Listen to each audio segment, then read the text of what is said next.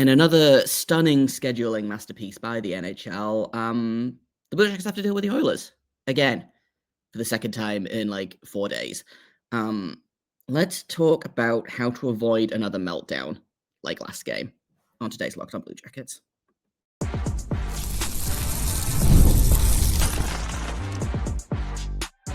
You're Locked On Blue Jackets, your daily podcast on the Columbus Blue Jackets, part of the Locked On Podcast Network, your team every day. Hello and welcome to Locked On Blue Jackets, part of the Locked On Podcast Network, your team every day. I am, as always, your host, Jay Foster, here to give you the good, the bad, and the ugly about your favorite team and mine, the Columbus Blue Jackets. Before we get things started, I want to thank everyone for making this your first listen of the day every single day, and to thank you for helping make us the #1 sports podcast network. Now, if it was up to me, I would be like, do you know what? I don't fancy it. Let's play the Oilers another time. Unfortunately, the rules say that the Blue Jackets have to play the Oilers tonight. So we're going to talk about that. I want to talk about something that I have kind of been thinking about idly, and an everydayer brought it up. And that is the fact that this team just loves to ice the puck in a way that is making me feel more insane than usual. So we're going to talk about that, and we'll do predictions as well. So let's start off with the icing issue, actually, which is let me pull up exactly what Dan said. So Dan Good, who is one of my wonderful everydayers, brought this up mid-game on Tuesday, and I was like, yes, this is something that I have been thinking about. And not in any kind of like great why is this happening detail, just like I feel like every time this team is building, gets trapped in their own end, they just kind of like throw the puck away and hope for the best. So Dan says, can you address how this team just aimlessly sends the puck up the ice in the defensive zone, normally resulting in an icing call or the puck winding up on the other team's stick and scoring like Matejchuk did tonight? Also, can we address the injuries playing dump and chase? So this is actually two things, I guess. The dump and chase thing, it's just not successful hockey in a lot of ways. Like some lines are built for it, right? Some players are built for dump and chase. I think actually Igor Chinikov is a really good example of a player that can be successful doing dump and chase because he's fast. He's pretty good on the forecheck, right? Like if someone, for example, Boone Jenner, who loves to play dump and chase hockey, throws the puck in the corner, Igor Chinikov, in my experience, can go in and dig it out, right? It's not always successful, but he has a better chance of it than certain other players, right? For the most part, I don't like dump and chase hockey. I think it's lazy. I think if you have the puck, you should try and keep the puck.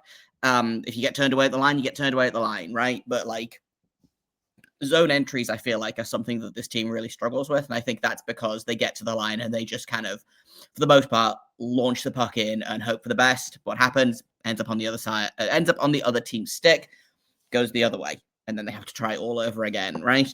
The icing has been driving me up the wall.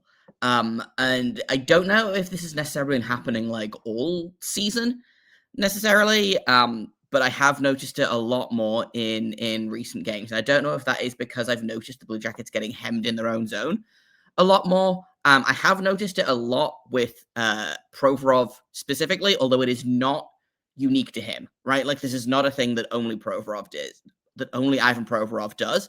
But he is the guy that sometimes I will be like, oh yeah, it's Provorov again. And maybe that's confirmation bias on my part. Maybe it's recency bias. I don't know. But I feel like at least once or twice a game, they do just kind of launch the puck. And maybe this is like pass selection. Maybe this is that the forwards are having trouble receiving the pass. Maybe it's just that it's a bad timing thing from the defense. Like obviously you want to try and hit that forward for the stretch pass or whatever, right? Or you want to try for his own exit into his own entry. Like I see it a lot of like they're in the defensive zone, the forwards are kind of in the neutral zone and going. and they try to hit them in stride and they miss, it goes for an icing. You have to go all the way back down and try again. So like maybe there's something there, but it just feels like they don't want to skate with the puck. And it's really, really frustrating to watch because, like, okay, you've just been hemmed in your own zone or whatever. And even it's not even always being hemmed in their own zone, but they just kind of, like Dan says, it's just kind of aimless, right? Of like, I'll just get rid of the puck. And you watch this team that is not the fastest team. Like they did get faster in the season. You know, I think there's a lot of the new guys they brought in are not like Miles Wood aside, who is all go all the time. But you know, the guys they brought in are not the fastest, but they are like not liabilities. You know, like, and I say this with all respect to JVR. I miss JVR. I would take him back on this team in a heartbeat. He was potentially the slowest Blue Jacket by a not insignificant margin, right? Maybe Dmitry Voronkov, who actually I've noticed has I don't know whether he's worked on his skating in the off season. Like he's still not like the most graceful skater. And maybe this is a case of, not to get too sidetracked or anything, but I noticed specifically in the Seattle game that he was back checking with a lot more kind of vigor than he used to. You know, again, he's not the most beautiful skater. He's not the best skater. He's never going to be the most graceful skater in the world, right? But he is trying and he is hauling butt to get back up the ice. And whether that's a conditioning thing, whether that's a skating thing, whether that's just a pure effort thing, I don't know. But it has, you know, it was kind of nice to watch and be like, oh yeah, no, he probably won't catch the guy, but if he can like harry him enough that he puts him off, and gives someone else time to get there, then you know that's not nothing, right? He's probably not going to play a lot of overtime minutes because he's not fast enough, but that's beside the point. The point here is that this team is happy to just, seemingly anyway, just ice the puck. Now, the Blue Jackets are typically a pretty good face-off team. They are better than usual. You know, they're above 50% right now. Obviously, a lot of the heavy lifting there is going to guys like Sean Monahan, and I'm just going to double check before I start saying things. Charlie Coyle has been very, very good on the dot as well. Boone Jenner is a pretty good face-off guy. Isaac Lundestrom has also been very good in his own zone, and Adam Fantilli has really picked it up. He was not very good against the Kraken, but he was excellent against the Oilers, which is good news. And he's gone from his career face-off percentage is 42. He's currently sitting on 52. So he's improved by basically 10 percentage points above his average, which is great news. Small sample size, but it is a good sign, right? Which is always positive. So it helps that they're pretty good on face-offs. I still don't like that their default to not being able to exit the zone is to just kind of throw it away and hope for the best, because I don't think that's super sustainable. Like I would love to see controlled exits, controlled entries, which, like, again, the dump and chase and the icing thing is kind of two sides of the same coin, right? Of just giving the puck away and hoping that they can get it back. And it's not necessarily a recipe for success. And the icing specifically is really, really frustrating to watch, because again, the icing leads to attempted dump and chases, and that leads to, again, you need to have the puck on your stick if you want to win games, right? I know that the team doesn't throw a lot of hits. Let me see if I can find out where this team lands on hits real quick. But like, I feel like, and again, this is maybe just the eye test, but I feel like this team doesn't throw a lot of hits, and I'm fine with that. People get mad about it, but I feel like here we go. This team is 31st in the league in hits. The only team that hits less than the Blue Jackets are the Winnipeg Jets. Now, here's the thing. If you have the puck, you're not throwing hits, right? And typically, this team, I feel like, anyway, does tend to have the puck. Like, they're 10th on the league in shot attempts, right? And that means that they've got the puck a lot. So that's why they don't throw a lot of hits. But when you throw the puck away like that, then you're going to have to go and hit someone to get it back 9 times out of 10, right? Which is really, really frustrating. And we've seen it burn them a lot. Because even if they don't ice the puck, what happens is that typically the puck will get picked off, or the other team will just kind of pick it up as it's, heading into their zone. They'll turn around, go the other way. And again, it's hard to, and I'm looking at the recent games here, right? So the Seattle game and the Oilers game. It's hard to judge the Oilers game as like as anything but kind of an isolated event, because 2 of those goals were just Connor McDavid doing Connor McDavid things, right? But you can't just give the puck to Connor McDavid, and if you have the puck, then it's much harder for him to take it than if it's just kind of floating around in the neutral zone. And I feel like a lot of the Blue Jackets stuff recently has been either icings or the puck has just kind of been floating around in the neutral zone. So with the Oilers in town tonight, I'm sure Connor McDavid is going to continue to do Connor McDavid things. You at least try to make it more difficult on him, right? By trying to keep hold of the puck more. Let's take a quick break, and then we'll talk about the Oilers a little bit more, because they've got another win under their belts since they faced the Blue Jackets. We'll do that in just a second here on Locked On Blue Jackets. First, I'm going to tell you about Drip Drop. I am so into hydration. Let me tell you, I drink a lot of water all of the time, every day. But here's something that I found that is much, much better than just regular water. Drip Drop. Drip Drop is not your average sports drink. It is doctor-developed hydration. It keeps me running at full power. It's improved my focus, my energy, my mood, even like my skin looks better. It's got 3 times the electrolytes and half the sugar of other leading sports drink brands, and it's used by medical professionals, firefighters, and over 90% of top college and pro teams. You just get your regular water, you throw a Drip Drop packet in and shake the heck out of it, and it gives it a fun flavor as well. Like, I love my ice water. I'm not one of those people that hates the taste of water. I will happily drink water all the live long day, but sometimes it's nice to have like a little treat, right? And Drip Drop feels like a little treat, but is actually good for you as well, which I love, because I love to trick my brain into thinking it's getting a treat, and actually it's getting something that's good for it. Right now, Drip Drop is offering podcast listeners 20% off your first order. Go to dripdrop.com and use promo code LOCKEDONNHL. That's dripdrop.com, promo code LOCKEDONNHL for 20% off. Stock up now before the heat hits hard, and keep your body and mind performing at their best with Drip Drop. Welcome back to Locked On Blue Jackets. Let's talk about the Oilers, I guess. The good news is that after today, the Blue Jackets are done with the Oilers, for the season. Unless many, many things go right for the Blue Jackets and also the Oilers, they're not going to face them again. The next time they would face them would be the Stanley Cup final, which I'm not going to lie, a Blue Jackets-Oilers Stanley Cup final feels kind of a reach, right? So feel free to come back to this in 6 months' time and laugh at me, but I don't think that's super likely, right? So the Blue Jackets done with the Oilers, done with McDavid after this, which is great. I love to not have to think about Connor McDavid. The Blue Jackets lost this game the last time these teams faced each other. The Oilers didn't win.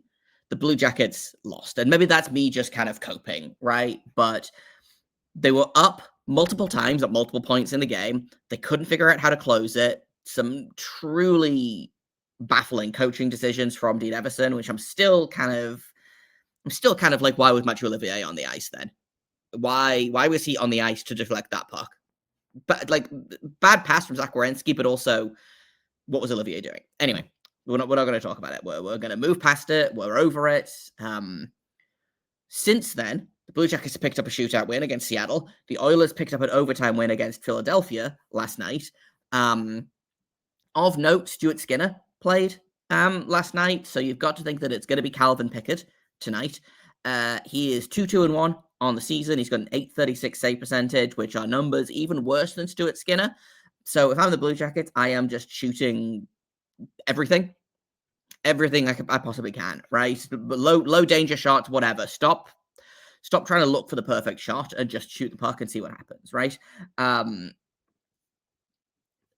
Stuart Skinner was not great against the Blue Jackets. Again, the Blue Jackets and the goaltending for the Blue Jackets wasn't great either.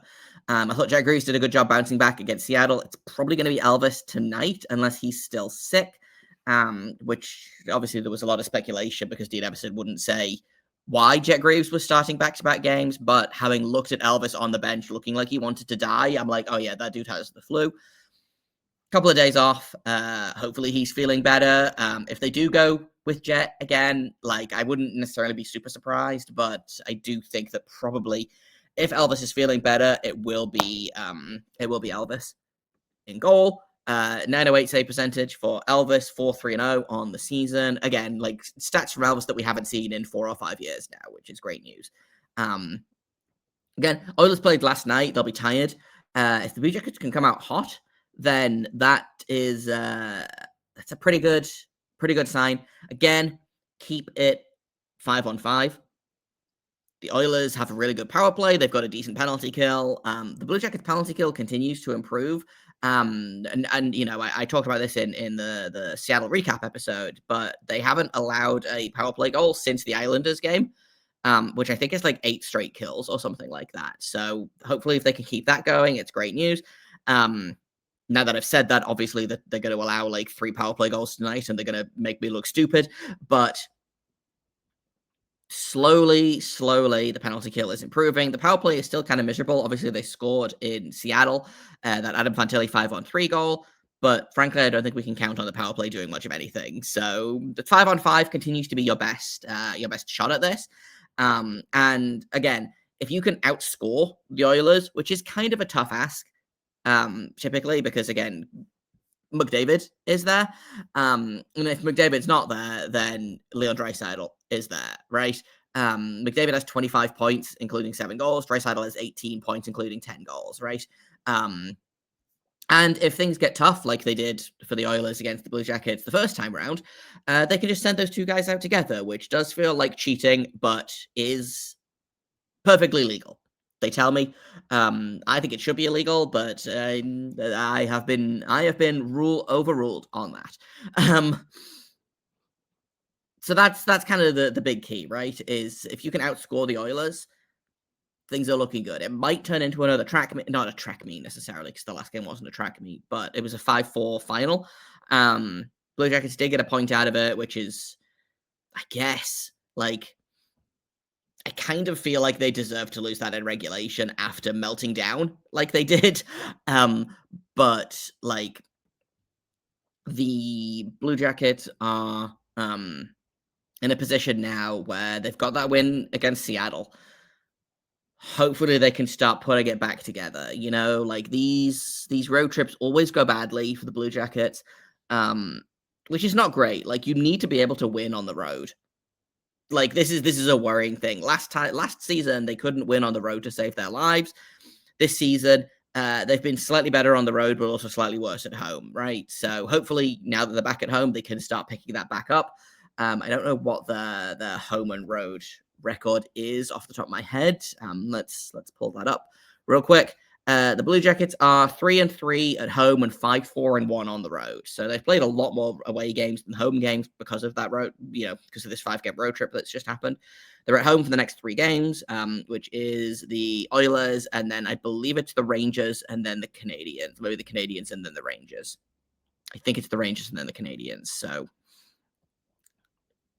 of these 3 games, you want 4 points at least out of it. Ideally, you want 6. Like this feels like a stretch of games where you can get 6 points. Yes, the Rangers have kind of picked it up after a miserable start. They've got 1 home win in 7 attempts, but they're also very good on the road. They're 8-1-1 on the road, and then the Canadiens are having a really hot start to the season. I don't know what's going to happen for them when their PDO bender stops being a PDO bender, but I'm sure they'll figure it out because annoyingly they're playing some really, really good hockey, and they are their losses are typically they're being undone by goaltending. So anyway, we're not talking about the Canadiens, we're talking about the Oilers. The Blue Jackets are a weird team this season. It feels like they've had improvement in some areas and they've taken steps back in other areas. That being said, there is one area that they have taken a big step forward with in the last couple of games. We've talked about it a lot. We're going to take a quick break, and then when we get back, I want to talk about that top line and how long of a leash that top line has with Dean Evason. So we'll do that in just a second here on Locked On Blue Jackets. First, I can tell you about FanDuel. The NBA is back, and there's no better place to get in on the action than FanDuel, the official sports betting partner of the NBA. Even if you missed the start of the game, you want to ride the hot hand, FanDuel has live bets on everything from who's going to score next to fourth quarter comebacks. Plus, you can even combine your live bets into a same-game parlay for a shot at a bigger payout. Keeps every game exciting, especially when your team is making that late push. Right now, FanDuel is giving new customers $300 in bonus bets when your first $5 bet wins. Head to FanDuel.com to sign up and play your game with FanDuel, the official sports betting partner of the NBA. Welcome back to Locked On Blue Jackets. The top line has been very, very good. Since not to say that the top line was bad without Fantilli there, but I think Monahan was struggling. You put Fantilli there, suddenly he's got 5 points in 3 games. Yes, the goal against the Kraken was on the power play, so I don't know that we can necessarily count that as like a top line, a top line goal. But since being called up, not called up, since being moved to that top line, and also he was on power play 1, in that game as well, which I don't know what's happening with Kent Johnson. Whether that was a healthy scratch, whether that was because it's his turn to have the flu now, I don't know. But since putting those players together, they've only played 36 minutes together, so three games, right? Is this a 5-on-5? No, I think this is all situations. But this line has a 58% chance of 58% of expected goals. They have created 3.1 expected goals for and allowed 2.2 against. This is a really, really good line. If we flip over to shot attempts, they have 54% of the shot attempts when they're on the ice, which is good for third on the team right now. Johnson, Fantilli, Jenner is actually the best line has been the best line at creating offense, which I do think is very funny considering how bad it's been at actually converting. But it's been the Voronkov-Fantilli-Marchenko line has been very, very good. Now, again, small sample size, been 3 games, but for me anyway, unless something goes horribly, horribly wrong, you keep this line together. Unless Adam Fantilli, his hands fall off and he doesn't know how to do face-offs anymore, this line stays together.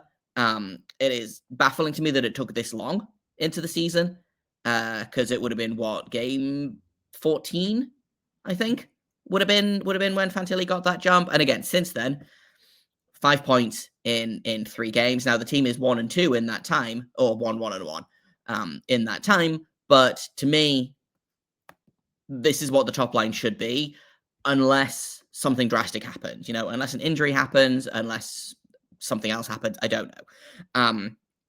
I am interested in what the lines are going to look like. Boone Jenner missed the game didn't miss the game. He left the game with an upper body injury about halfway through-ish. So if he's not ready to go, then someone else is going to have to go in. Zach Aston-Reese has been healthy scratched for a couple of games. Obviously, Kent Johnson missed that game. If they put Zach Aston-Reese in instead of Kent Johnson, I again, and it's healthy scratching for some reason, I might manifest in Dean Evason's home to shriek like a banshee. But again, we don't know. If Jenner's good to go, then Jenner's good to go. But for me, Kent Johnson has to be in this lineup. He just straight up has to be. He's one of the best players on the ice at generating offense right now, despite what many Twitter people are saying. The puck's just not been going in the net for him. So let the kid play. 16 games into the season, and people are already like, we've reached that point where a Blue Jackets player is underperforming, and every other team, fans of every other team are like, man, Ken Johnson's terrible. This team we should trade for him while his value is low. And it makes me feel vaguely insane, because why do we keep doing this? And go away, leave us alone. But that's beside the point. Keep this top line together, and this team will continue to find success. Is what I feel about that. Let Fantilli cook. I think he likes play. Like he loves playing with the Russians. Marchenko continues to be a stud. He's got 18 points in 16 games this season, and like is maybe on the best value contract in the league right now. It's gonna need a new one in a couple of years, but that's a problem for a couple of years down the line. Let's do predictions.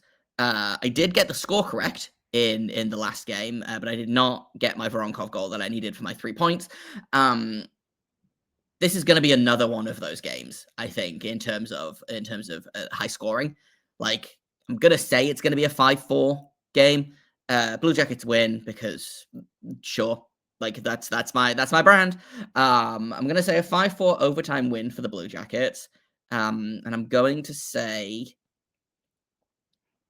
let's say a Marchenko goal. I haven't predicted a Marchenko goal for a while, but it feels kind of vaguely inevitable, right? Like, again, he didn't score against the Kraken. He didn't score against the Oilers, I don't think. I might be wrong about that. I feel like, you know what? I'm pretty sure I am. I think he scored against the Oilers. But we're going to go for a 5-4 overtime win, and we're going to go with Marchenko for a goal. Every day is, you know the drill. Get your predictions down below. If you're new, hello, welcome. We're playing a game this season where you predict the final score, including the winning team, and pick an anytime goal scorer. And if you get either of those correct, you get a point. If you get both of them correct, you get 3 points. And if you correctly predict an overtime or a shootout game, you also get a bonus point for that as well. If you win, you get a gift card. Like at the end of the season, we're doing this for all 82 games. And if you beat me in the standings, then you get we're going to do some stickers. I've been designing some stickers and having a lot of fun with it. So that's the game. Like I said, I've been having fun with the game. Hopefully you guys have as well. We'll be back tomorrow. We'll break down tonight's game, the good, the bad, and the ugly. You know the drill. Thank you for listening to this episode, for making it your first listen of the day every single day. We are free and available on all podcast platforms and over on YouTube.